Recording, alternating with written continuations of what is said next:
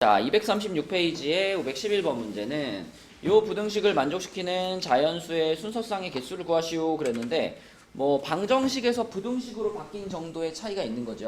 근데 x는 개수가 3이고 y는 개수가 1이잖아. 그럼 이럴 때는 x의 개수가 더 크니까 x 값을 고정하고 생각해 보는 거지. x가 1이다. x가 1이면 어떻게 돼, 식이? y가 이렇게 되잖아. x가 1이면, 그쵸? 그러면 y가 7 이하인 자연수니까 y 값이 7개 있는 거죠. 그러면은 순서상으로 쓰면 뭐 1,1, 1,2 해가지고 1,7까지 요렇게 7개의 순서상이 있는 거잖아. 맞죠? 같은 방식으로 그럼 x가 2면은 식이 어떻게 되겠어?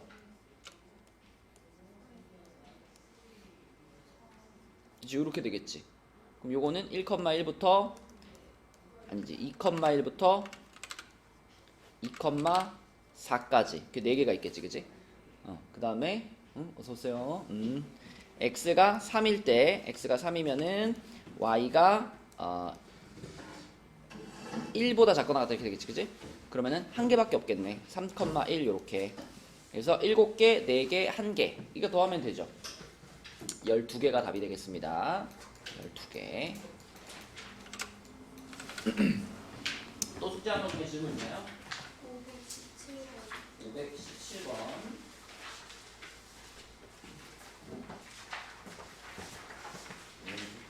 이런 중에 남은 문제를 미리 올려줄 거거든. 이거 붙여가지고 다음 주 화요일까지 주시면 돼요.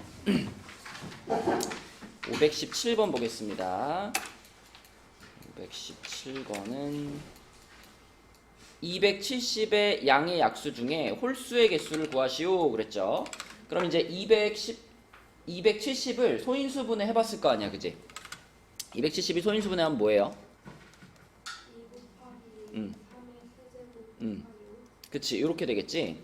그럼 우리가 일단 약수의 개수가 총 몇 개인지 어떻게 구하지? 지수에다가 그죠? 요렇게 하면은 요게 약수의 총 개수죠. 그래서 16개가 약수의 총 개수인데 우리가 궁금한 거는 홀수만 궁금해. 홀수. 그럼 생각을 어떻게 하냐면 내가 이 16개의 약수를 다 찾을 수 있잖아. 다 찾을 수 있는데 그걸 어떤 식으로 생각하면 좋냐면 먼저 3의 세제곱이랑 5 요걸 가지고 표를 이렇게 만든다고 생각해봐.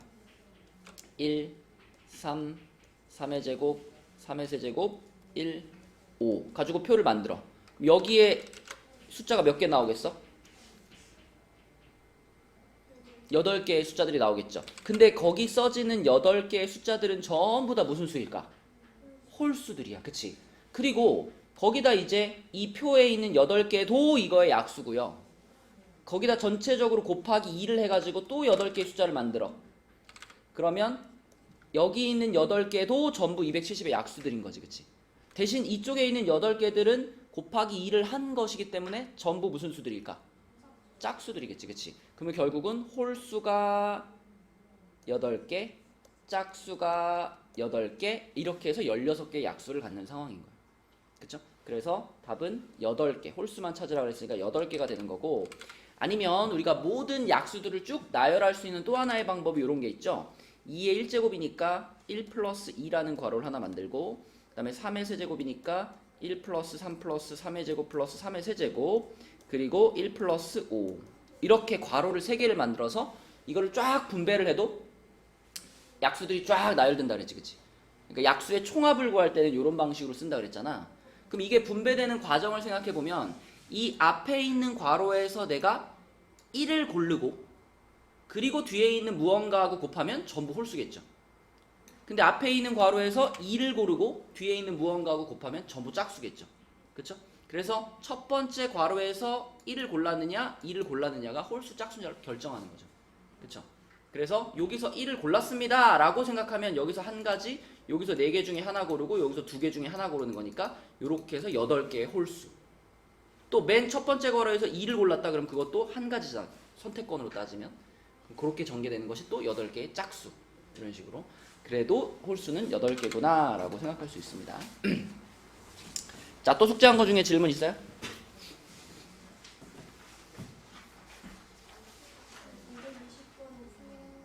어. 520번. 자, A, B, C를 연결하는 도로망이 있는데 A 지점에서 그러니까 같은 도로를 2번 이상 지나지 않으면서 A 지점에서 C 지점으로 이동한 후 다시 A 지점으로 돌아온다. 근데 여기서 이제 표현 중에 잘 읽어봐야 될 게 같은 도로를 2번 이상 지나지 않으면서 그랬지. 같은 도로. 같은 도로를 2번 이상 지나지 않는다는 얘기는 예를 들면 내가 A에서 C로 갈 때 처음에 내가 이쪽 길을 가지고 C로 갔어. 그럼 다시 돌아올 때 이렇게 돌아오면 상관없는 거죠. 지나갔던 도로를 다시 지나가지 않은 거니까. 그러면 자 B를 거쳐갈 때도 마찬가지야. 내가 A에서 B 갔다가 C 찍고 다시 B 찍고 다시 A로 돌아와도 상관없는 거예요. 도로만 겹치지 않는다면. 그치? 근데 이게 문제 풀다 보면 같은 도로가 아니라 같은 지점을 2번 이상 지나지 않으면서 이럴 수도 있거든. 만약 표현이 같은 지점으로 바뀌었다면 이런 경로는 될까요? 안 될까요? 안 되지. 내가 갈 때 B를 거쳐서 갔으면 올 때는 B를 거쳐서 오면 안 돼. 이런 뜻이 되는 거지. 그치? 문제 표현을 좀 잘 읽어보시고 지금은 도로라고 표현했기 때문에 이런 코스도 괜찮습니다. 그러면 코스들을 한번 쭉 써보면 이게 가장 이제 복잡한 코스일 거고 제일 간단한 코스는 뭐예요? A에서 바로 C 찍고 다시 A로 돌아오는 게 가장 간단한 코스지. 맞니? 또 어떤 게 있을까 세보나? 그쵸? 갈 때 B를 거쳐서 가고 올 때는 다이렉트로. 그치? 또 어떤 것도 있어? 갈 때 C로 다이렉트로 가고 올 때 B를 거쳐서 오는 경우도 있겠죠. 이렇게. 그래서 일단 경로를 따져보면 총 4 종류가 있는 거고 요 각각을 이제 도로의 개수를 세어보면 되는 건데 자, 한 번 지나간 도로는 다시 못 지나가잖아. 그러니까 A에서 C로 갈 때는 선택권이 3개 있었지만 C에서 A로 돌아올 때는 선택권이 몇 개라 그래야 돼?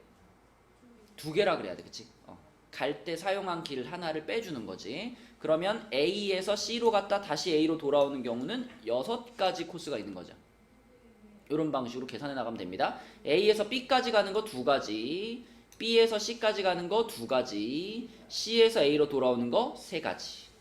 그래서 요게 12가지가 되는 거고 그 다음에 A에서 C까지 3가지, C에서 B 2가지, B에서 A 2가지. 그럼 요것도 12가지가 되는 거고 자, A에서 B 2가지, B에서 C 2가지, C에서 B는 몇 가지야? 한 가지지, 그치? 한 가지. 여기서 이미 경로를 한 번 간 길은 빼야 되는 거니까 한 가지, 마찬가지로 B에서 A도 한 가지 이렇게 생각. 문제를 잘 안 읽었구나. A 지점에서 출발해서 C 지점으로 이동한 후 다시 A 지점으로 돌아와야 되는 거, 그치? 목적지가 C야. C를 반드시 찍고 와야 돼요. 그래서 요거는 4가지. 그래서 요거를 다 합치시면은 답은 34가지가 되겠습니다. 또 숙제한 거 중에 질문 있나요? 넘어가 볼게요. 그러면 240페이지로 가보겠습니다. 우리가 이제 지난 시간에 경우의 수 들어와가지고 배웠던 개념 중에 제일 강조해야 될 거는 더할 때, 곱할 때 요것만 잘 구분하면 된다. 그치? 예린아 언제 더하지요?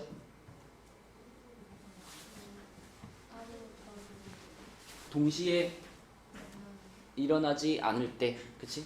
라면이나 김밥 중에 하나만 먹을 때, 그럴 때 더하는 거고요. 그럼 언제 곱하죠?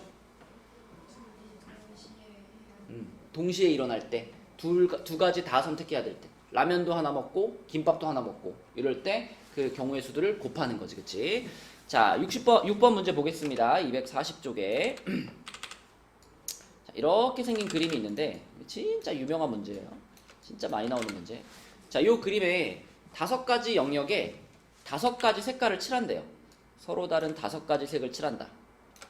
만약에 조건이 모든 색깔을 한 번만 써라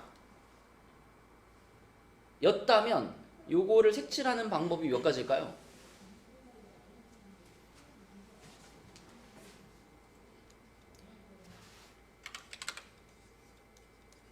모든 색을 한 번만 쓴다. 이런 조건이 오히려 생각하기 편한 거지, 그치? 만약에 이런 조건이라면 처음에 A부터 칠한다 그러면 A를 칠할 때는 5가지 중에 하나 골라서 칠하고, B 칠할 때는 4가지 중에 하나 골라서 칠하고, C 칠할 때는 3가지 중에 하나 골라서 칠하고, 이런 식으로 5, 4, 3, 2, 1로 줄어들지 않겠어? 모든 색을 한 번만 쓴다 그러면. 그죠? 그런데 이 문제에서는 자, 두 번째 케이스죠. 여러 번 써도 돼. 여러 번 색깔을 써도 되는데 단 인접한 영역은 다른 색으로 칠해. 인접한 영역은 다른 색으로 칠해. 이게 지금 이 문제의 조건이거든요. 같은 색을 또 써도 되는데 인접한 영역, 붙어있는, 맞닿아있는 영역은 다른 색으로 칠해. 자, 그러면 내가 A, B, C, D 이 순서로 색칠을 한다고 봐봐요. 그럼 A 지역을 칠할 때는 역시 5가지 중에 하나를 골라서 칠하면 되겠지. 내가 여기다 만약에 빨강을 칠했어. 그러면 건우야, B를 칠할 때는 나에게 선택권이 몇 개죠? 4개지, 그치? 자, 여기다가 뭐 초록을 칠했어. C를 칠할 때는 건우야 3개지? 자, 여기다 파랑을 칠했어. 여기까지 똑같아요. 근데 D부터는 차이가 있죠. 그죠? 모든 색을 한 번만 쓴다 그랬을 때는 D를 칠할 때 나한테 남은 색이 2가지잖아. 그죠? 근데 이런 상황일 때는 건우야, 여기다가 내가 쓸 수 있는 색깔이 몇 종류일까? 3개인 거야. 그쵸? 왜냐면 D라는 구역은 A하고 C 여기하고만 맞닿아 있잖아. B하고는 떨어져 있단 말이죠. 그러니까 B에 썼던 색을 또 써도 되는 거지. 그래서 여기다가 내가 다시 초록색을 칠해도 상관이 없는 거야. 그치? 그래서 D를 칠할 때 나에게 선택권이 3가지가 있는 거고, 그럼 마지막 E를 칠할 때는 어때, 건우야? 역시 3개입니다. 그쵸? 이 E라는 구역도 A와 D 이 두 영역하고만 붙어 있기 때문에 A에 칠한 색깔과 D에 칠한 색깔만 빼고 나머지를 칠할 수 있는 거죠. 그러니까 여기다가 내가 또 파란색을 칠해도 상관없는 거잖아. 그치? 그래서 여기도 3가지 선택권이 있다. 따라서 이 문제의 답은 5, 4, 3, 3, 3을 곱하셔야 됩니다. 그러면 준하나 답이 뭘까? 540까지 이런 식으로 칠하는 거예요. 근데 이제 이런 거 풀다 보면은 어떤 상황이 생기냐면 523번을 한번 볼게.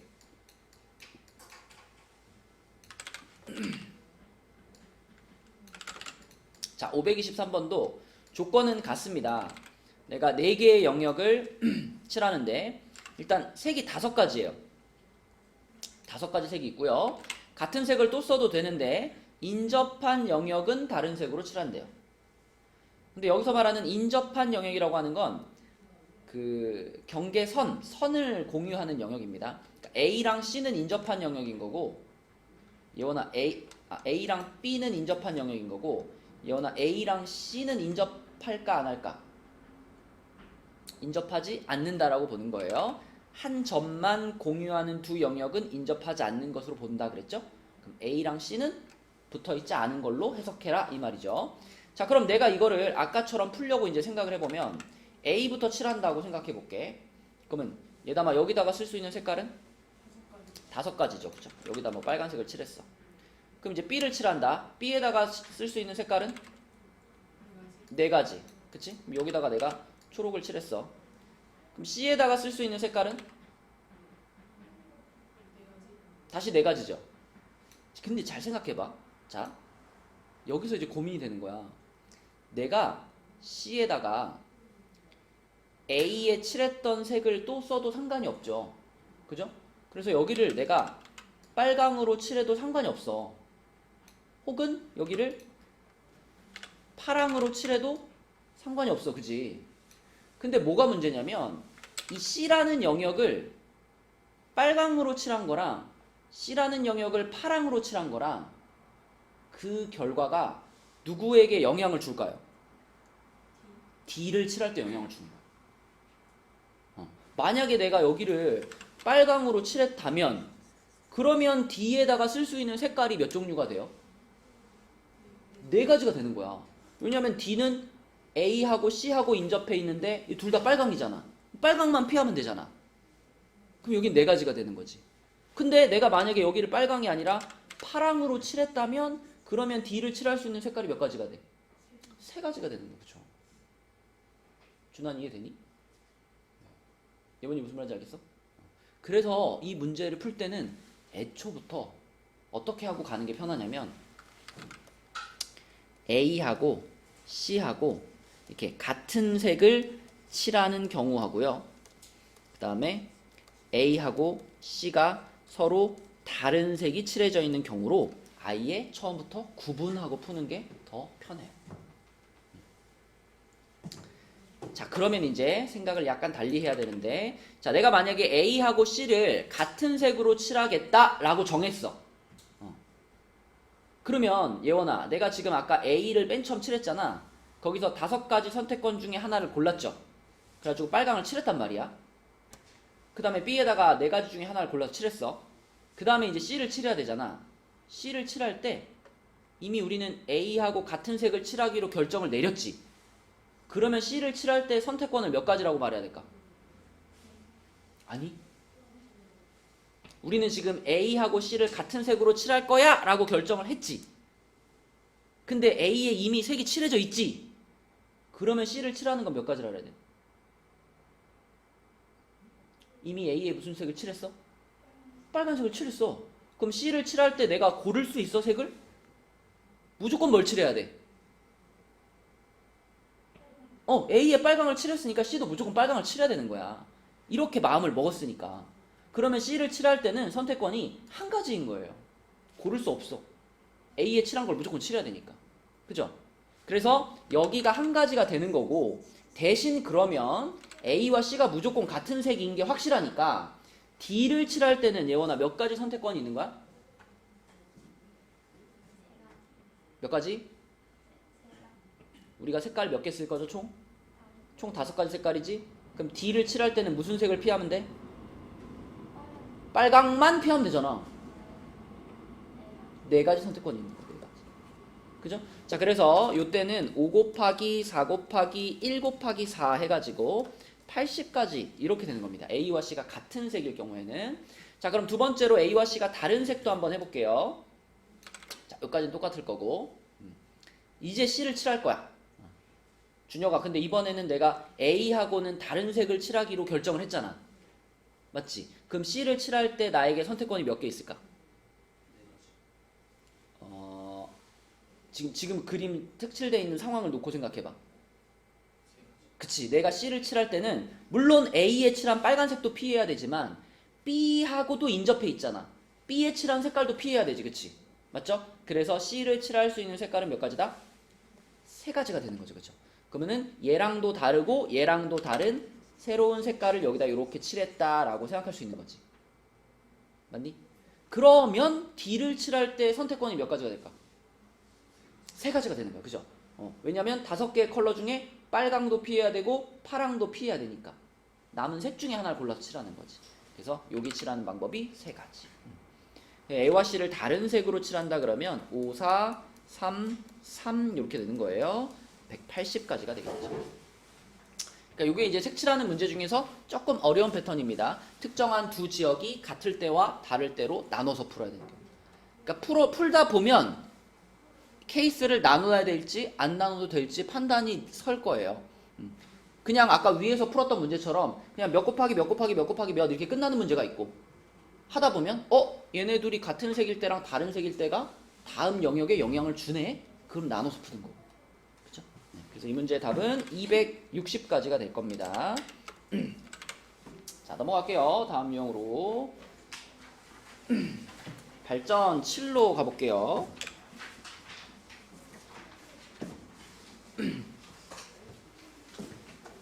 자, 제목이 지불 방법의 수와 지불 금액의 수인데, 근데 이게 제목부터 여러분 좀 지불 방법하고 지불 금액하고 뭐가 달라?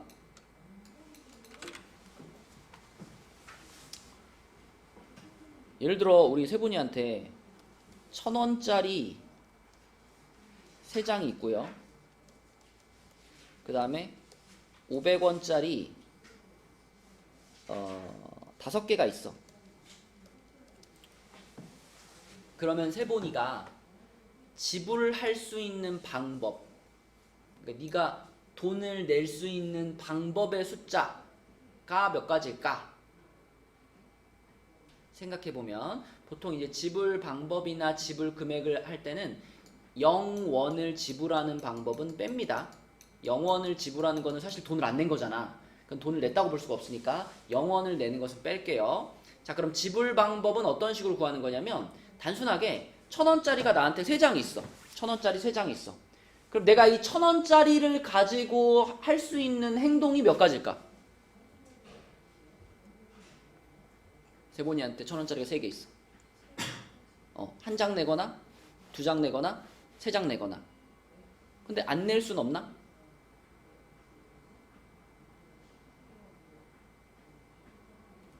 (1,000원짜리) 안 내고 500원짜리만 하나 낼 수도 있는 거잖아.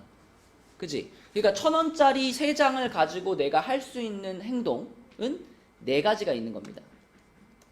안 내거나, 한 장 내거나, 2장 내거나, 3장 내거나. 그죠? 4가지 행동을 나는 할 수 있는 거고요. 마찬가지로 500원짜리 5개를 가지고도 내가 할 수 있는 행동은 플러스 1에서 6가지예요.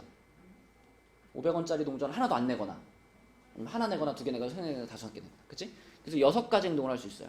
그러면 나는 1,000원짜리와 500원짜리를 모두 가지고 있는 상태에서 지불 방법을 체크하는 거니까 이 4가지와 이 6가지를 동시에 선택하는 거예요. 그죠? 뭐 1,000원짜리 한 장에 500원짜리 2개 이렇게 되는 거니까.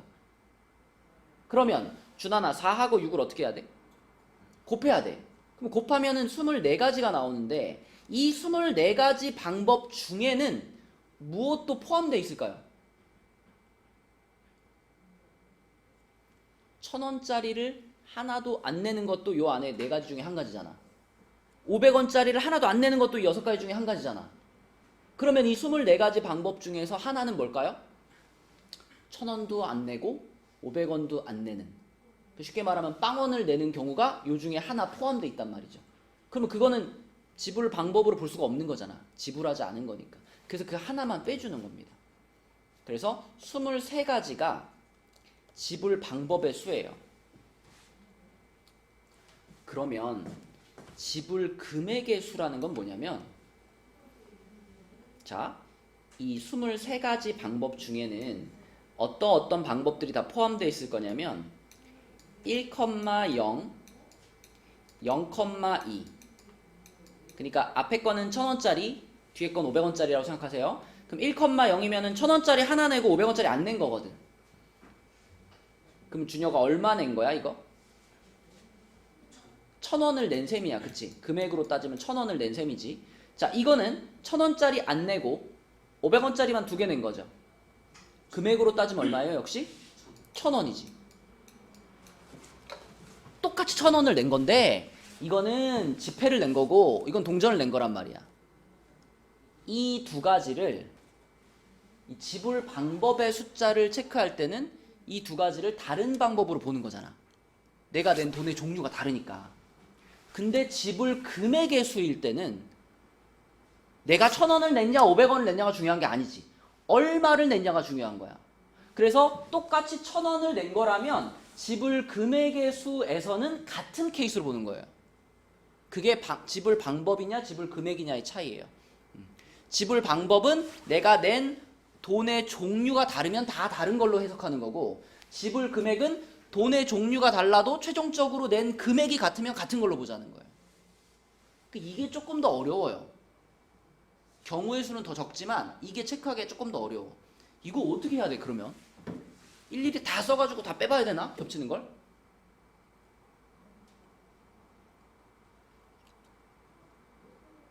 아이디어 없니 아이디어?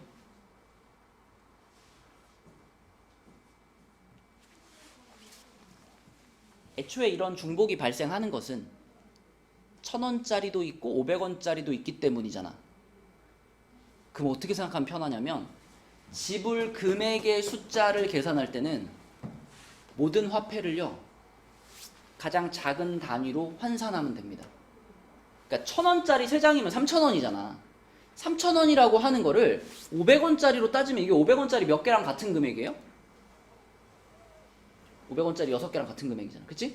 그러면 얘를 500원짜리 6개로 보자 이거야. 그럼 얘랑 합쳐가지고 500원짜리만 11개 있는 상황으로 보자는 거지. 그래서 지불 금액의 수 요거를 계산할 때는 작은 화폐로 환산을 합니다. 그래서 지금의 경우에는 자 요런 상황을 가지고 지불 금액을 구하려면 그냥 500원짜리 11개가 있어요 라고 생각해버리면 돼. 그러면 겹칠 일이 없거든. 그럼 500원짜리가 11개 있어요. 그러면 내가 여기서 선택할 수 있는 거는 안 내거나 하나 내거나 두 개 내거나 해서 11개 내거나 해서 12가지가 있는데 그 12가지 중에는 역시나 안 낸 게 포함되어 있잖아. 그럼 안 낸 거는 금액 그 지불 금액이라 볼 수 없으니까 하나를 빼가지고 11가지 이렇게 푸는 겁니다. 그죠? 이게 지불 방법과 지불 금액의 차이예요. 근데 여기서 한 가지 얘기만 더 하면 이제 이 내용 끝나는데 작은 화폐로 환산하는 이 행동 있잖아. 이 행동을 항상 해야 되는 건 아니야. 만약 1000원짜리가 3장이 있고요. 500원짜리가 5개가 있고요. 3개로 할까? 3개가 있고요.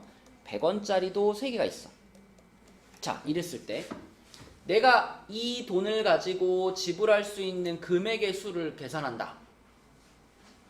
그러면 전부 다 100원짜리로 환산을 해야 될까? 이게 질문인 거야. 지금 1000원하고 500원은요. 서로 중복되는 상황이 발생할 수 있는 개수예요. 왜냐면 500원짜리가 2개만 있으면 1000원이라는 금액을 만들 수 있잖아. 그치? 그러니까 이 1000원과 500원은 서로 중복이 발생할 수 있는 개수인 거예요. 근데 500원과 100원은 어때요? 100원짜리가 만약에 막 7개, 8개 있었으면 중복이 발생할 수 있지. 내가 100원짜리 5개 내면 500원 지불할 수 있으니까. 하지만 100원짜리가 3개밖에 없다면 100원짜리를 가지고 500원을 지불하는 게 애초에 불가능하잖아. 그럼 이럴 때는 100원짜리하고 500원짜리를 서로 연동화 시킬 필요가 없는 거예요. 어차피 100원짜리 가지고 500원이라는 금액을 못 만들어. 그럴 때는 1000원만 500원으로 환산해주고 100원은 따로 가는 거야. 100원과 이 위에 있는 금액이 서로 연동될 수 없기 때문에. 그래서 작은 화폐로 환산하는 것은 서로 중복이 발생할 때만 환산을 하시면 됩니다. 자, 실제 문제를 한번 볼게요. 그러면 자, 옆에 발전 7번을 보면 나한테 100원짜리 동전이 하나 있어. 100원짜리 동전이 1개, 그리고 50원짜리 동전이 2개, 그리고 10원짜리 동전이 3개가 있습니다. 그럼 처음에 지불 방법의 수 생각해 볼게. 건우야, 100원짜리가 하나 있으면 내가 이 100원짜리를 가지고 할 수 있는 행동은 몇 가지? 한 가지요? 안 내도 돼. 안 내거나 하나 내거나 2가지. 그 다음에 50원짜리를 가지고 할 수 있는 행동은 몇 가지? 3가지. 10원짜리를 가지고 할 수 있는 행동은 4가지. 자, 그럼 우리는 이 3가지 종류의 동전을 동시에 사용하는 거니까 2, 3, 4를 어떻게 할까? 뭐라고요? 곱해요. 자, 그러면 24가지잖아. 근데 이 24가지 중에는 어떤 경우도 포함되어 있죠?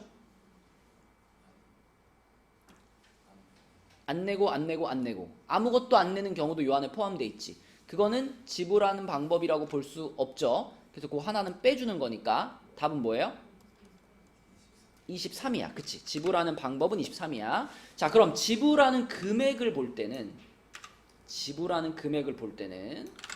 자, 지금 요 상황이었는데 이 2가지 화폐의 연관성을 생각해봐. 승희야, 지금 50원짜리 2개 있지? 그럼 50원짜리 2개면 100원을 만들 수 있잖아. 그러면 이 100원짜리는 50원짜리로 바꿔야 돼. 근데 10원짜리 3개 가지고는 50원을 만들 수 없잖아. 그러면 50원짜리를 10원짜리로 바꿀 필요는 없는 거야. 그럼 요건 따로 가는 거야. 이렇게 따로 가는 거야. 그치?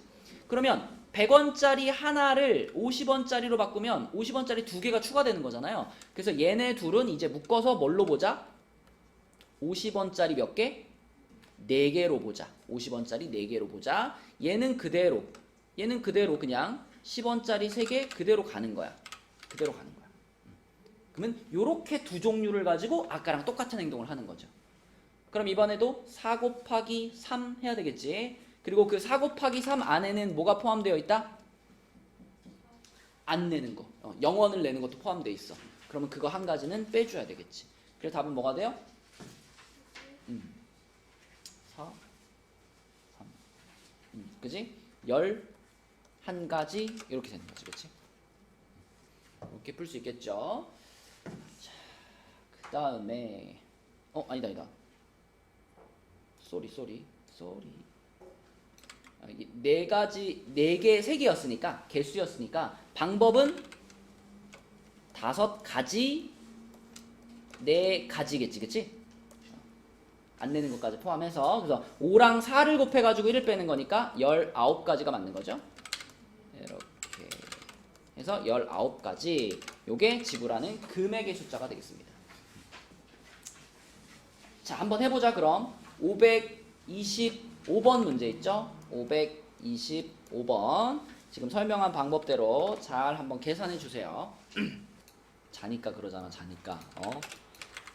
건우야, 지불할 수 있는 방법부터 해볼게. 방법은 단순해. 500원짜리에 대해서 몇 가지? 2가지. 100원짜리에 대해서 몇 가지? 8가지. 10원짜리에 대해서 몇 가지? 5가지. 근데 0원을 지불하면 안 되니까 1 빼야 되겠죠. 그죠? 그러면 지불할 수 있는 방법의 수는 79가지 맞나요? 자, 지불할 수 있는 금액의 수로 갈게요. 지불할 수 있는 금액으로 갈 때는 각각의 동전의 단위들을 봐야 돼. 500원하고 100원하고는 중복이 발생해요, 안 해요? 하죠? 100원짜리가 7개나 있으니까, 그치? 그러면 높은 단위의 동전을 낮은 단위로 환산해놓고 시작해야지. 그러면 100원짜리 몇 개라고 생각해? 그쵸? 5개와 7개 합쳐서 100원짜리가 12개 있다고 생각하고 100원과 10원은 연관이 일어나요? 안 일어나요? 안 일어나죠. 10원짜리가 4개밖에 없으니까. 그러면 10원짜리는 그대로 그냥 독립해서 가는 거지. 10원짜리 4개. 자, 그러면 100원짜리 12개를 가지고 할 수 있는 행동이 몇 가지? 13가지. 10원짜리 4개를 가지고 할 수 있는 행동이 5가지. 그치? 그럼 곱해가지고 역시 0원을 지불하는 경우 빼야 되니까 이렇게 되는 거지. 그치? 그러면은 64가 되겠네. 그래서 둘이 더한 게 최종적인 답이니까 답은 뭘까? 143 이렇게 되겠습니다. 그쵸? 자, 이게 지불 방법, 지불 금액에 관련된 문제였고요. 자, 연습 문제 중에서는 532번 하나 보겠습니다. 바로 옆에 페이지에 연습 문제 중에 532번. 자, 이거 일단 시간 줄 테니까 한번 풀어볼까요? 532번. 뭐 당연히 판별식을 써야 되는 거고 판별식 써가지고 순서상을 한번 잘 계산해 보세요. 532번. 근데 준혁아 어떻게 셌어? 29가지를? 1까지 써서 일단 그 실근을 갖는 거니까 판별식을 쓰면 식이 어떻게 나오죠? A 제곱 마이너스 B는 그치, 요렇게 되고 그러면 그다음에 1, 2는 응. 제곱될 때까지 써서 뭐가 1, 2일 때? A가 1일 때 어.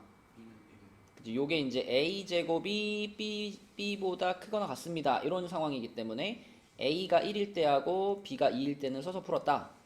A가 1일 때하고 A가 2일 때. A가 1이면 B가 뭐가 되죠? 1 하나밖에 안 되고 A가 2면은 B가 1, 2, 3, 4가 되겠지, 그치? 그 다음에는 3부터는 3에 A 들어가면 9고 주사위에 9만큼 숫자가 나오니까 3부터 6까지는 6개씩 나오고 그렇지. A가 3일 때부터 6일 때까지는 이쪽이 무조건 크죠. B에 뭘 집어넣더라도. 어차피 주사위 던지는 거니까. 그래서 요것들에 대해서는 각각 B가 6개씩. 이렇게 되겠지, 그치? 그러면은 6, 4, 24. 요게 24가지. 그 다음에 여기 위에 있는 게 하나, 둘, 셋, 넷, 다섯. 이렇게. 그래가지고 합쳐서 29가지. 이렇게 세면 되겠네, 그치? 이렇게 푸는 건데 우리가 이제 요거를 계산하는 과정 중에 이런 생각도 해볼 수가 있어요. 지금 우리가 a제곱이 b보다 크거나 같다라고 생각했을 때 사실 이걸 만족하는 상황이 꽤 많잖아. 우리는 주사위를 2개 던지면 전체 경우의 수가 몇 가지라는 걸 알고 있지. 36가지라는 걸 알고 있지. 그럼 이걸 만족하는 경우를 이렇게 직접 세워도 되지만 어떻게 생각해도 되겠어? 반대로 요 부등호의 반대 a제곱이 b보다 작은 경우가 몇 가지인지를 세가지고 그걸 36에서 빼도 되겠죠. 그죠? 사실 이 문제는 직접 세워도 뭐 그렇게 복잡하지 않지만 우리가 이제 뒤쪽에도 나올 거예요. 애초에 문제를 풀 때 전체 경우의 수 중에서 내가 찾고자 하는 부분이 상당히 클 때는 그걸 세는 것보다 반대 거를 세가지고 전체에서 빼는 게 효과적이란 말이지. 그치? 그래서 a제곱이 b보다 작아요 이렇게 생각을 하면 내가 a에다가 1을 집어넣으면 b가 2, 3, 4, 5, 6이고요. a에다가 2를 집어넣으면 b가 5, 6이죠. 그 다음에 이제 a에다 3 집어넣은 것부터는 없어. 이걸 만족하는 게. 그지? 여기서부터 생각할 필요 없잖아. 그치? 그러면 하나, 둘, 셋, 넷, 다섯, 여섯, 7가지만이 요걸 만족하는 경우의 수인 거지. 그래서 주사위 2개 던졌으니까 36에서 7가지를 빼가지고 29가지 라고 쓰셔도 된다 이거죠. 그치? 근데 이렇게 생각을 하는 게 익숙해야 돼요. 그래야지 문제를 풀다가 이거는 반대로 푸는 게 편하겠는데 싶으면 바로 반대로 계산하는 거지. 그치? 그런 발상을 할 수 있어야 된다. 자, 그 다음 페이지로 가서 534번 요거 하나만 풀고 이제 다음 단원으로 가겠습니다. 534번. 자, 이것도 잠깐 시간 줄 테니까 한번 풀어봅시다. 색칠하는 문제이긴 한데 어떻게 풀어야 될까? 그렇게 어렵지 않아요. 잘 생각해보세요. 자, 이 문제를 풀어보자고 한 이유는 이 색칠하는 문제에 있어서 어디를 먼저 칠하냐의 그 색칠하는 순서도 되게 중요합니다. 자, 그러니까 대부분 지금 고민을 하고 있거나 못 푼 친구들의 특징은 뭐냐면 색칠을 할 때 색칠하는 순서가 일단 1번하고 6번은 같은 색을 칠한다라고 딱 정해져 있기 때문에 1번 칸과 6번 칸을 제일 먼저 칠할 거예요. 1번 칸과 6번 칸을 칠하고 자, 그 다음에 2번 칸을 칠하고 그 다음에 3번 칸을 칠하고 그 다음에 4번 칸을 칠하고 그 다음에 5번 칸을 칠한다. 그냥 숫자 순서대로 생각을 했을 때 요럴 때는 고민이 좀 됩니다. 왜냐면 1번과 6번 칸을 칠할 때 이거는 이제 4가지 색깔 중에 한 가지를 고를 수 있죠. 그죠? 내가 만약에 여기다 빨강을 칠했어. 이렇게 칠했어. 그 다음에 2번 칸을 칠할 때 이거는 1번에다 쓴 색깔은 못 쓰니까 3가지 중에 하나를 골라야 되겠죠. 여기다 이제 파랑을 칠했어. 그 다음에 3번을 칠할 때는 2번에 쓴 색깔과 6번에 쓴 색깔을 피해야 되는 거니까 자, 2가지 중에 하나를 골라서 칠해야 되겠지. 그 다음에 이제 4번을 칠한다라고 생각하면 4번은 1번하고는 다른 색을 칠해야 되잖아. 근데 2번하고는 어때요? 같은 색을 칠해도 되잖아. 그래서 4번을 칠할 때 내가 그냥 그럼 1번하고만 다르니까 4번은 3가지 중에 하나를 골라서 칠하면 되는구나 라고 생각하면 5번을 칠할 때 문제가 생긴단 말이야. 5번을 칠할 때. 그지? 2번과 4번이 같냐 2번과 4번이 다르냐에 따라서 답이 달라진다고. 그래서 아까 앞서서 표현한 방법대로 하자면 케이스를 나눠서 2번, 4번이 같을 때 2번, 4번이 다를 때 이렇게 나눠가지고 풀 수 있고요. 근데 이 문제에서 더 좋은 방식은 뭐냐면 칠하는 순서를 요거 마지막에 칠하는 순서를 4번 칠하고 5번 칠하지 말고 5번을 먼저 칠하고 4번을 칠한다라고 순서만 살짝 바꿔봐. 그러면 좀 전에 그 고민이 사라집니다. 보세요. 자, 여기까지 똑같이 칠하고 내가 여기서 5번을 칠한다라고 하면 5번을 칠할 때는 무조건 색깔이 2가지예요. 왜냐면 2번과 6번은 반드시 다른 색이 칠해져 있는 게 확실하잖아. 그렇지 않니? 1번과 6번을 같은 색으로 칠하라고 정해놨기 때문에 2번과 6번이 같은 색일 수 없어요. 그래서 여기하고 여기가 무조건 다른 색이기 때문에 5번을 먼저 칠한다 그러면 5번은 두 가지 색을 피해야 되는 거기 때문에 5번 칠하는 방법은 두 가지야, 확실히. 그리고 내가 5번에다가 칠한 색깔은 1번에 칠한 색깔하고도 무조건 다르죠. 그죠? 그러니까 내가 만약에 여기다가 내가 이렇게 하늘색을 칠했어. 그러면 마지막 4번을 칠할 때 무조건 요 두 색깔을 피해서 칠해야 되는 거니까 두 가지 이렇게 된다. 색칠하는 순서를 살짝 조정해 줬더니 케이스를 나눌 필요가 없어지는다. 그치? 그래서 색칠하는 순서를 잘 따져봐야 조금 쉽게 갈 수 있는 문제가 되겠습니다. 그래서 이렇게 푸는 방식이 있고요. 아니면 아까 얘기한 것처럼 2번, 4번이 똑같은 색일 때 2번, 4번이 다른 색일 때 이렇게 나누어서 풀어도 풀이는 가능해. 근데 순서를 바꿔 푸는 게 조금 더 편하다는 거죠. 답은 3번이 되겠습니다. 색칠하는 문제가 다양하게 변형돼서 많이 나오는 유형이에요. 혹시 풀이 과정 중에 뭐 질문 있나요?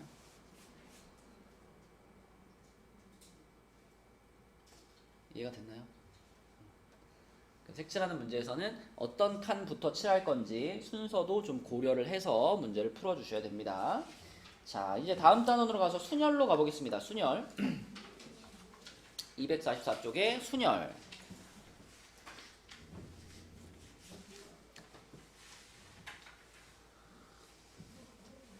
이제 순열이 나오고 그 다음 단원에 조합이 나올 텐데 이 개념이 순열과 조합의 개념이 중학교 때도 있었어요. 중학교 때도 있었는데 다만 그때는 순열과 조합이라는 단어를 쓰지 않았을 뿐, 단어나 기호를 쓰지 않았을 뿐이고 개념적으로는 중학교 때도 다 활용을 했던 개념입니다.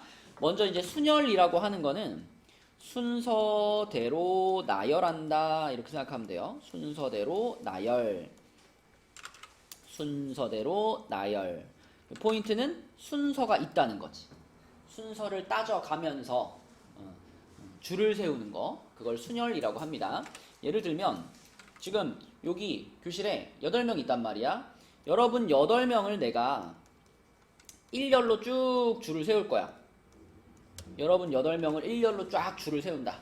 그랬을 때 줄 세우는 방법이 몇 가지겠니? 이게 순열인 거죠. 여러분 8명을 내가 여기다가 이렇게 일렬로 쫙 줄을 세운다 그러면 자, 맨 앞에 자리에 올 사람부터 골라야 될 거 아니야. 그치? 그럼 예원아, 맨 처음에 1등 자리에 올 사람을 고르는 가지수가 몇 가지일까요? 8가지겠지. 8명이니까. 그치? 그럼 8명 중에 한 명을 골라가지고 여기다 딱 세웠어. 8명 중에 한 명을 골라서 여기다 세웠어. 여기다가 뭐 건우를 세웠다고 합시다. 그러면 건우야, 그 다음 칸에다가 올 친구를 고르는 방법은 몇 가지예요? 7가지지, 그치? 건우는 자리를 잡았으니까 나머지 7명 중에 한 명을 세우는 거지, 그치? 그래서 두 번째 칸을 세우는 방법은 7가지. 여기다가 뭐 예린이를 세웠어. 그럼 예린아, 그 다음 칸에 올 친구를 고르는 방법은 몇 가지? 6가지, 그치? 하나씩 줄어드는 거지, 당연히. 맞죠? 그래서 8명을 일렬로 배열하는 경우는 8, 7, 6, 5, 4, 3, 2, 1 이 숫자들을 싹 다 어떻게 될까, 예린아? 곱하는 거야. 그렇죠. 8명을 줄 세운다는 것은 8자리가 전부 다 채워졌을 때 줄이 세워지는 거잖아. 그치? 그러니까 각각의 칸들을 우리가 모두 선택해야 되기 때문에 8부터 시작해가지고 1까지 쫙 곱하는 굉장히 큰 숫자겠죠? 요게 8명을 일렬로 줄 세우는 방법의 숫자입니다. 그런데 내가 8명 중에 3명만 줄 세우고 싶어.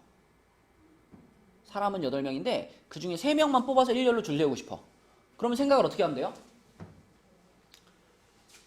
8자리를 다 깔아놓을 필요가 없잖아. 그러면 3명만 줄 세울 거니까 3자리만 깔아놓으면 되는 거잖아. 이렇게. 그지? 그러면 8, 7, 6까지는 변함이 없는데 그 뒤로 더 곱셈을 할 필요가 없어지는 거지.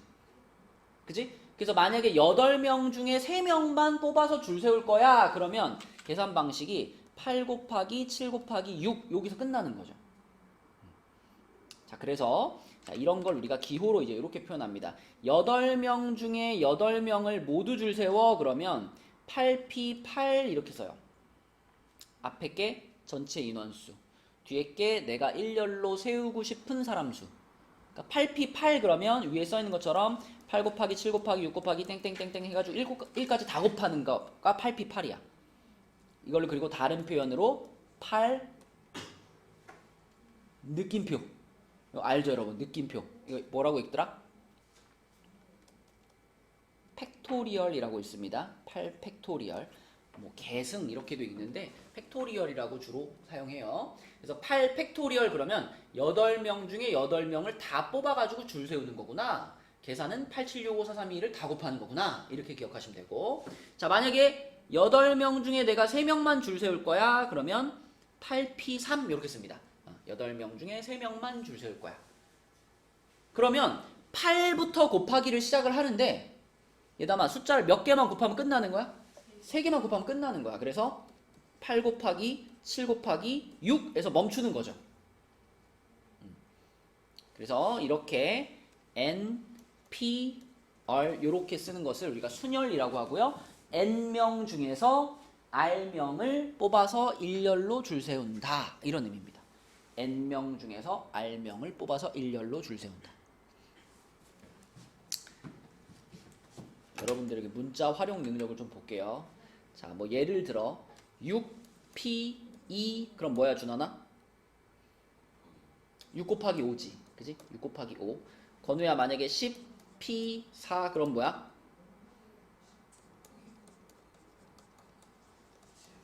이렇게 하잖아. 그치?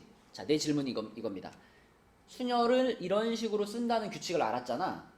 그럼 이거는 뭘까요?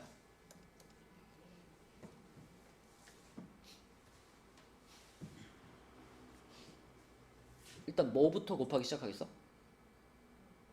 n부터 시작하겠지. 그치? n부터 시작해가지고 하나씩 작아지면서 곱하는 거잖아. 그러면 n 곱하기 그 다음 누구겠어? n-1이겠지. 그 다음 누구겠어? n-2겠지. 그치? 하나씩 작아지면서 곱할 거야. 근데 문제는 그런 식으로 곱해가지고 마지막에 끝나는 괄호는 뭘까요? 응. 맞아. n-r 플러스 1입니다. 그냥 규칙 찾기라고 생각해. 규칙 찾기. 봐봐. 여기 6으로 끝났지. 6. 이 6이라는 숫자는 무슨 숫자냐면 8에서 3을 뺀 다음에 1 더한 숫자잖아. 그치? 자, 6p2는 5에서 끝났죠. 5도 어떤 숫자야? 6에서 2 뺀 다음에 하나 더한 숫자죠. 그치? 얘도 마찬가지. 7에서 끝났잖아. 7은 10에서 4 빼고 하나 더한 숫자잖아. 그러니까 끝에 끝나는 요 숫자는 항상 앞에 n에서 r을 뺀 거보다 1 크구나. 그래서 n-r 플러스 1에서 끝난다. 요게 npr을 문자로 표현한 겁니다. 그치? 꼭 외우지 않아도 우리가 npr를 이런 식으로 계산한다는 걸 안다면 필요하면 채울 수 있는 거예요. 그치? 자, 이게 순열이에요. 순열. 그리고 당연한 얘기지만 n하고 r 사이에는 어떤 관계가 성립하겠니? 막 10p, 15 이런 거 있을까요? 개념적으로 이거 불가능하잖아. 그치? 10명이 있는데 15명을 줄 세워라 이런 얘기잖아. 불가능하죠. 그치? 그러니까 당연히 n 값이 r보다는 크거나 같아야 되는 거죠. 그치? 자, 이것이 순열이고요. 그 다음 페이지에 보면 좀 전에 얘기한 거 있죠? n 팩토리얼 그러면 n부터 시작해가지고 1까지 다 곱한 것을 n 팩토리얼 이렇게 부르고 그것은 npn과 같은 개념입니다. 여기까지는 얘기한 거고 자, 요거는 우리가 한번 보고 넘어갈 필요가 있어요. np0하고요 0 팩토리얼 있잖아. 이거는 사실 개념으로 이해하려고 그러면 좀 애매하잖아. np0이면은 n명 중에서 빵명을 줄 세운다는 거잖아.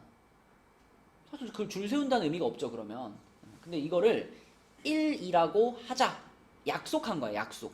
np0이 1이고 0 팩토리얼도 1이다 이렇게 약속을 한 겁니다. 이렇게 약속을 해줘야 우리가 어떤 일정한 규칙을 가지고 팩토리얼이라든지 그 순열 p를 활용할 수 있기 때문에 0이 들어갔을 경우 0으로 끝나는 np0 또는 0 팩토리얼은 1이라고 하자 이렇게 약속한 겁니다. 이거는 그냥 받아들이시면 돼요. 자, 그리고 요거 이해되나요? 요거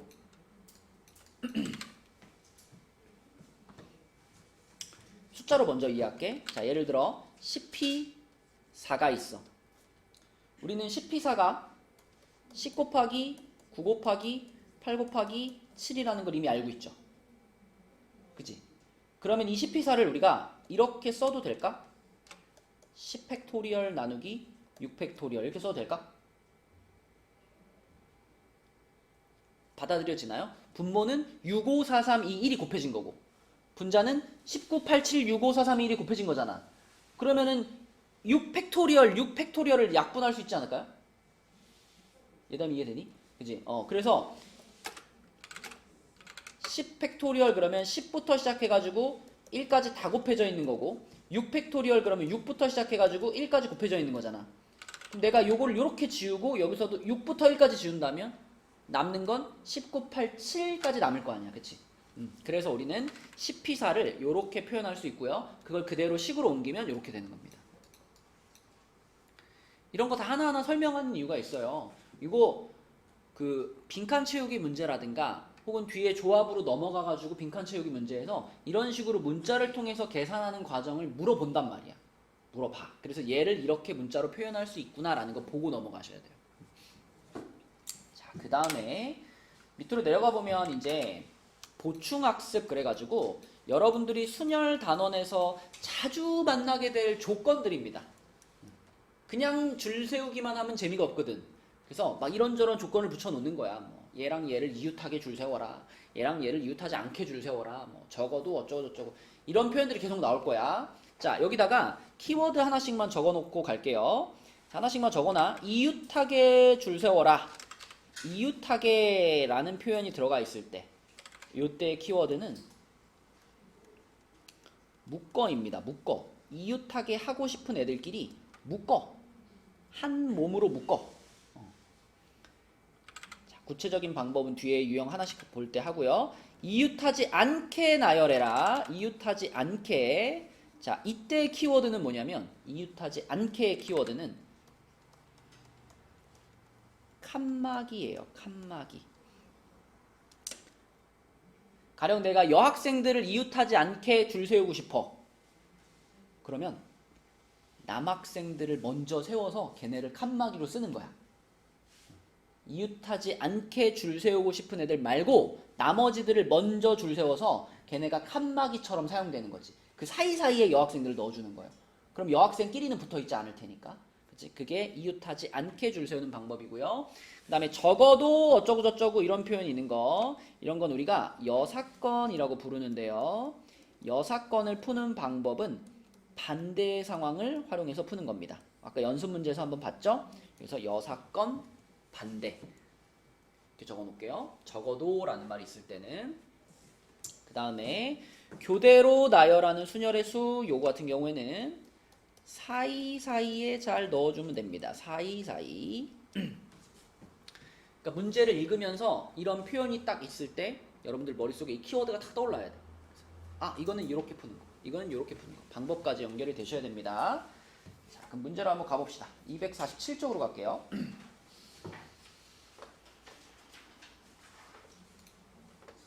자, 247쪽은 다음 등식을 만족시키는 n 또는 얼의 값을 구하시오 그랬죠? 자, 이렇게 숫자로 그 문자가 있는 상태로 계산하는 거 할 수 있어야 됩니다. 자, 해볼게요. 1번부터 보시면 NP2 준하나 NP2는 뭐라고 써야 될까? NP N 곱하기 맞아 N-1 이렇게 둘 곱한 거죠? 그것이 는 ON하고 같다 이런 상황이잖아. 그리고 우리가 찾고 있는 N은 0은 아니겠죠? 0은 아닙니다. 확실해요. 왜냐하면 여기가 0이면은 0P2라는 건 존재할 수 없잖아. 0은 아니야. 0이 아니라는 게 왜 중요하냐면 0이 아니니까 양변을 n으로 나눠도 되거든. 0이 아니라는 확신이 있으니까. 그럼 n 빼기 1이 5니까 n은 얼마인 거야? 6인 거지. 그쵸? 내가 찾는 n은 6이에요. 이렇게 한 번에 계산하시면 되고요. 자, 그 다음에 2번은요. 얘 같은 경우는 6 팩토리얼을 먼저 계산해 놓으면 좋겠네. 얘다 뭐 혹시 암산 될까? 6팩토리얼.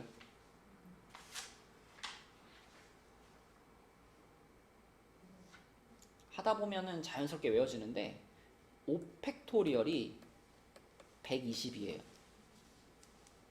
그럼 6팩토리얼은 얼마일까?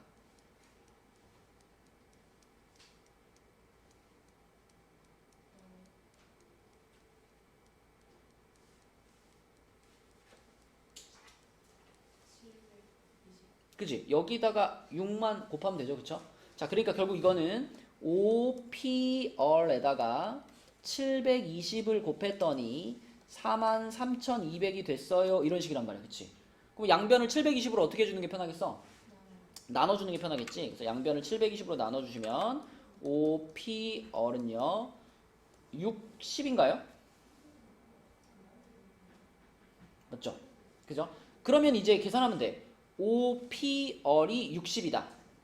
이건 뭐 굳이 식으로 쓰지 말고 그냥 5부터 시작해가지고 곱해보는 거지. 5부터 시작해가지고 몇 개를 곱하면 60이 돼요? 3개, 그치? 5, 4, 3까지 곱하면 60이 되잖아. 그러면 숫자를 3개를 곱했으니 얼값이 몇이구나? 3이구나. 그치? 얼값이 3이구나. 이렇게 생각할 수 있겠네. 그 다음에 3번으로 가서 3번 준혁이가 한번 해볼게요. 자, NPO는 뭐라고 써야 돼, 준혁아? NPO N N-1 N-2 N-3 N-4 그치? 요렇게 5개의 숫자를 곱한 게 NPO지. 는 30 한 다음에 NP3이네? NP3은 뭐라고 써야 돼? N N-1 N-2까지 여기까지 쓰면 되죠. 그쵸? 쫙 써놓고 보니까 아주 편해. 아주 편해. 왜? 요거 3개를 지울 수 있거든. 이렇게. 지금도 당연히 요 각각각은 0이 아니라는 게 확실하죠. n은 5보다 커야 되거든. 5 이상이어야 되거든. 그치? 그래서 얘 0이 아닐 거니까 3개 지워버리는 거지. 그럼 남은 것은 얘랑 곱하면 30이 됩니다. 이건데 이것도 뭐 전개시켜서 넘겨서 인수분해하고 그러는 것보다는 어차피 예린아 이 두 숫자는 서로 1 차이 나는 자연수들 아닌가? 그치? 그러면 둘이 곱해가지고 30이다 그러면 얼마가 딱 떠올라? 6이랑 5가 딱 떠오르죠? 얘가 6이고 얘가 5여야 둘이 곱해서 30이 될 수 있겠지. 그럼 n은 몇이다? 9. 그치? n 값은 9. 계산하면 되겠죠? 요런 문제고요. 다음 248페이지로 가보겠습니다. 248에는 순열의 수, 그래서 가장 기본적인 순열인데 뭐 1번 같은 거는 딱 보면 보자마자 여러분은 답을 바로 써야 돼. 1번 건우야 5명을 일렬로 세운다. 이걸 아까 뭐라고 쓰자 그랬죠? 5팩토리얼. 그리고 5팩토리얼은 얼마라 그랬지? 120. 그치? 보자마자 바로 써야 되는 거고요. 자 2번 같은 경우는 승혜야 5명이 있는데 3명만 줄 세워. 이런 건 뭐라고 쓸 수 있죠? 그렇지. 5P3. 5명 중에 3명을 줄 세운다. 5P3. 5P3은 어떻게 계산해? 그렇지. 순서대로 3개를 곱한다. 얼마죠 그럼? 60. 맞아요. 이렇게. 근데 3번에 갑자기 대표 1명, 부대표 1명을 뽑는다라는 표현이 나오네? 순열이라는 개념을 조금 확장하는 겁니다. 물론 순열의 기본적인 개념은 줄세우기예요. 줄세우기인데 이 순열의 개념을 이렇게 확장할 수 있지. 대표 1명과 부대표 1명을 뽑는다. 이거를 이렇게 생각해봐. 우리 아까 줄세우기 할 때 자리를 깔아놓고 시작했잖아. 그지? 그럼 이번에도 2자리를 깔아놓는 거야. 2자리를 깔아놓고 앞에 자리는 대표, 뒤에 자리는 부대표. 이렇게 2자리를 깔아놓고 5명의 학생 중에 2명을 뽑아서 1명을 대표 자리에 넣고 1명을 부대표 자리에 넣고 이렇게 생각하는 거예요. 그럼 이 상황은 뭐하고 완전 똑같냐면 그냥 5명 중에 2명을 뽑아서 일렬로 줄 세우는 거랑 똑같단 말이에요. 그쵸? 그러니까 준하나 이것도 우리는 뭐라고 표현해도 돼? O, P, E라고 표현해도 되는 거지. 그치? 만약에 대표, 부대표가 아니라 대표, 부대표, 총무 이렇게 3명을 뽑는다. 뭐라고 하면 돼? OP3 이렇게 하면 되는 거지. 그치? 그래서 순열이라는 것이 꼭 줄 세우기가 아니라 자격이 서로 다른, 대표와 부대표는 서로 자격이 다르죠?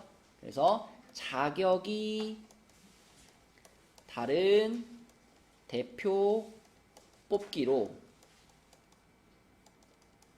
자격이 다른 대표 뽑기로 순열의 가능성, 활용성을 확장할 수 있는 겁니다. 자, 그래서 요거는 20까지 이렇게 되겠지, 그치? 자, 가장 기본적인 순열 문제들이고요. 249쪽 볼게요.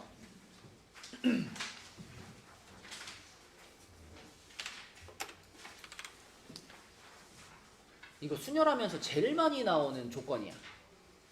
오늘 여기까지만 할게. 249쪽까지만 할게. 자, 집중해서 들어주세요. 이웃하거나 이웃하지 않는 순열에 줄 세우는 방법의 수인데, 남자 4명이랑 여자 3명이 있어요. 남자 4명이랑 여자 3명이 있어요. 자, 이렇게 7명을 줄 세우는데, 여자 3명이 서로 이웃하도록 그랬죠. 이웃하도록.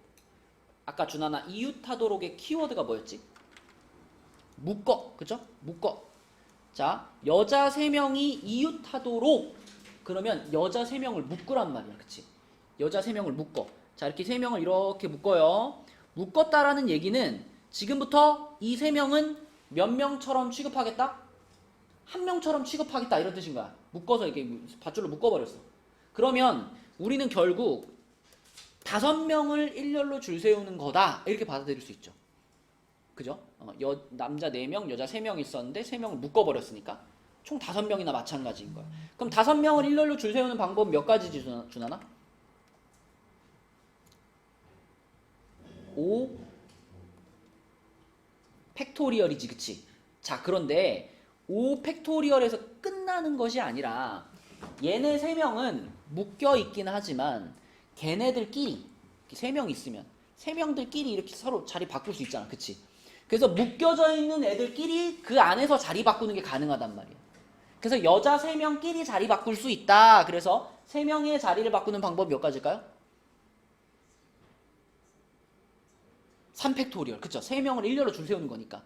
맞죠? 그래서 묶여져 있는 애들끼리 자리 바꾸는 방법, 그게 3팩토리얼입니다. 그러면 결과적으로 120 곱하기 6이 되는 거지. 그치? 그럼 예리는 얼마야?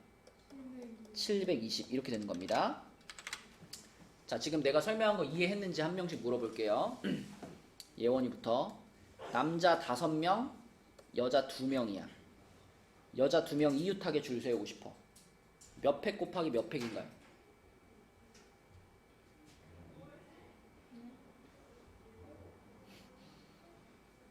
준혁이 먼저 갈게. 남자 5명, 여자 2명인데 준혁아, 여자 2명을 이웃하게 줄 세우고 싶어. 몇 팩 곱하기 몇 팩인가요? 6팩 곱하기 2팩. 건우 이해되니? 응. 그럼 건우야, 만약에 남자가 4명이고 여자가 2명이야. 그럼 몇 팩 곱하기 몇 팩인가요? 그쵸. 5팩 곱하기 2팩이죠. 5팩 곱하기 2팩. 자, 그 다음에 세보나, 남자가 4명이고 여자도 4명이야. 여자끼리 이웃하게 줄 세우고 싶어.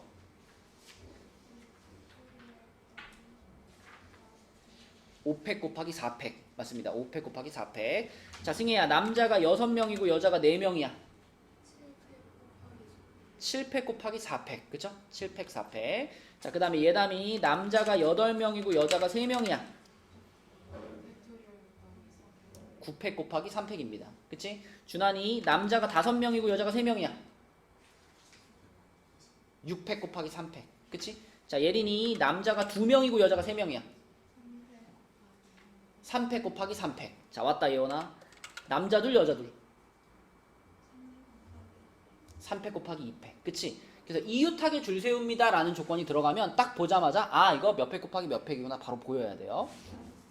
자, 그 다음에 2번 질문이 뭐냐면 여자끼리 이웃하지 않도록 세우는 방법입니다. 자, 먼저 이웃하지 않도록 이라는 조건이 붙어 있을 때, 건우야 아까 키워드가 뭐였더라? 칸막이였지. 칸막이. 칸막이. 그래서 자, 이웃하지 않도록 줄 세웁니다. 요거를 푸는 정석은 뭐냐면요, 내가 여자들을 떨어져 있게 하고 싶잖아. 그럼 누구를 칸막이로 써야 돼? 남자를 칸막이로 써야 돼. 그치? 칸막이를 먼저 세워놓고 사이사이에 여학생들을 넣는 거야. 그치? 그러면 남자를 칸막이로 쓸 거니까 자, 남자 4명을 먼저 배열해요. 4 팩토리얼로 남자 4명을 먼저 배열해요. 남자들이 이렇게 배열이 되는 거야. 그러면 이 남자 4명이 이제 칸막이 역할을 해주는 거야. 이렇게 칸막이가 있는 거지. 그럼 우리는 여학생들을 어디다 배열하면 되냐면 당연히 칸막이 사이사이에다가도 넣을 수가 있고요. 또는 여기에도 세워도 되잖아. 그치? 그래서 자리가 몇 자리야 지금? 5자리가 있는 거야. 자리가 5자리인데 나는 여학생 3명을 줄 세울 거거든. 자리는 5자리인데 3명만 집어넣으면 돼. 예를 들면 뭐 1번 자리, 2번 자리, 3번 자리, 4번 자리, 5번 자리 그러면 1, 2, 3, 4, 5 중에 3개만 뽑아서 배열한다고 생각하면 되는 거야. 그래서 빈자리는 5자리인데 나는 3명의 여학생을 배열할 거니까 5P3 이렇게 쓰시면 됩니다. 5P3. 그치? 만약에 뭐 1번, 2번, 4번 자리를 골랐다. 그럼 여학생 3명이 여기 이렇게 들어가는 거죠. 그치? 그러면 무조건 여학생들끼리는 떨어져 있을 수밖에 없잖아. 이게 이웃하지 않도록 줄 세우는 방법의 숫자입니다. 그러면 이제 계산을 해보면 이게 24 곱하기 60이니까요. 1440 이렇게 나오거든요. 여기서 질문 하나 할게요. 1번과 2번을 같이 보면서 한번 생각해봐. 1번 여자 3명이 이웃하게 줄 세우는 방법이 720가지였죠. 2번 여자끼리 이웃하지 않도록 세우는 방법이 1440이었어. 그럼 나의 질문은 이거랑 이거를 합하면 7 팩토리얼이 될까요? 안 될까요?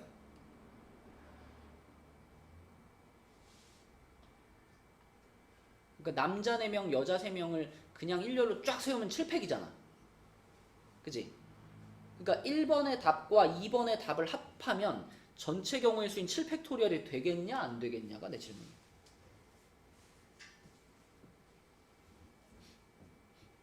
될 것 같아 안 될 것 같아?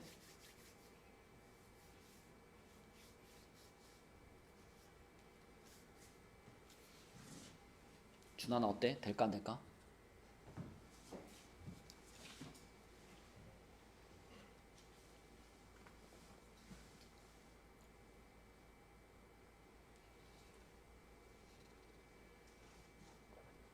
계산해보는 거야 지금?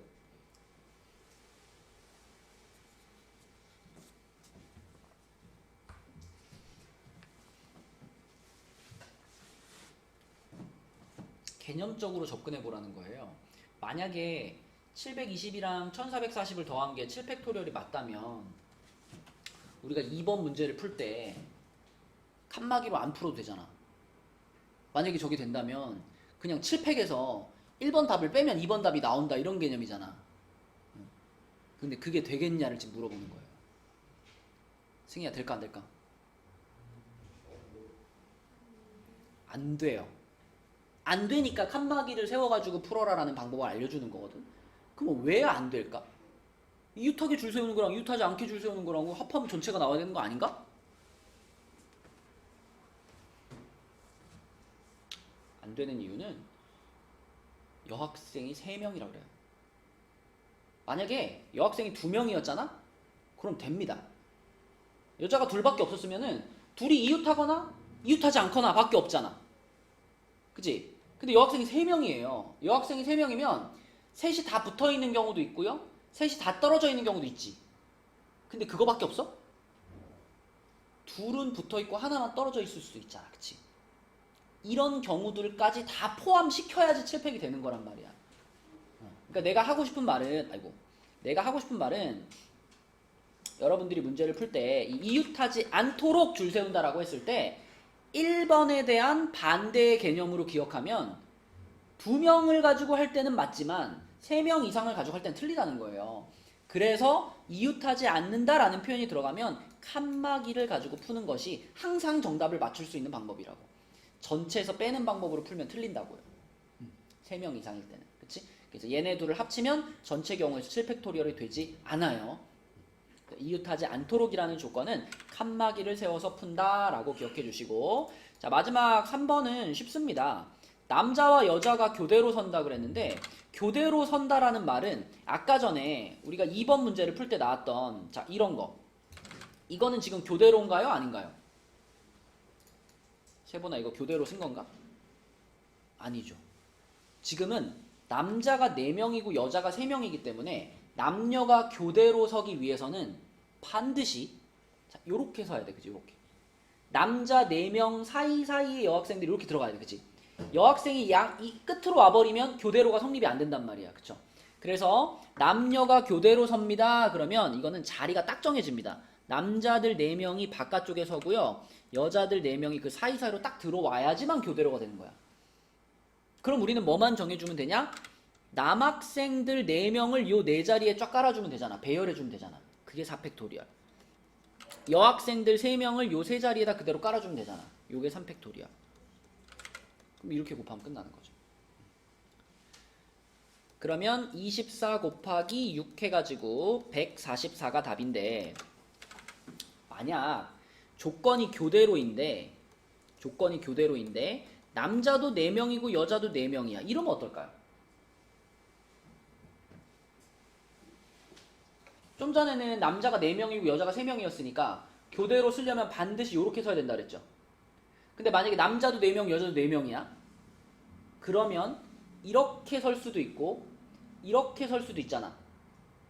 무슨 차이인지 알겠니? 그러니까 이때는 뭘 결정해 줘야 되냐면, 맨 앞에 남자부터 시작할 거냐 여자부터 시작할 거냐가 갈라진단 말이죠.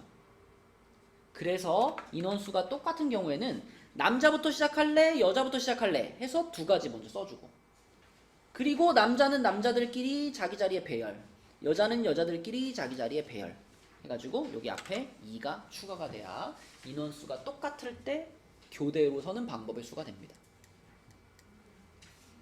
자, 이렇게 이제 순열에 점점 이제 가까워져 가는 거예요.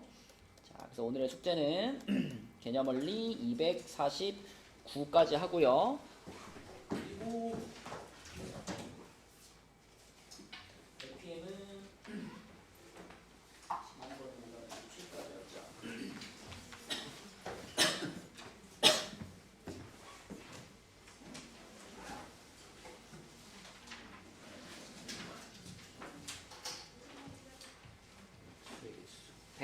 수 135까지만 하겠습니다. 131부터 135까지. LPM은 131부터 135까지. 그리고 얘들아, 오늘 나눠준 시험지 있죠?